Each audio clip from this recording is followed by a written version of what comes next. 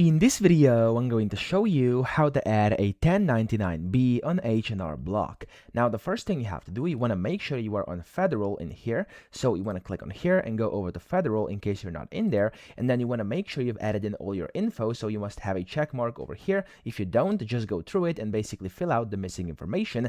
And then you will come to the second one, which is called income. Now, first, it's going to ask you for a few basic information. Just go ahead and fill those in. And then eventually, you'll come to this part, which says your income is looking a little empty, and you can click on add another income type over here. And usually this is what you're going to see over here. It's going to say how did you earn money last year, and down here at the very bottom, of course, there's a bunch of things you have over here. But if you're looking for a 1099B and you want to add it, down at the bottom it says search for a form. Simply type in 1099B.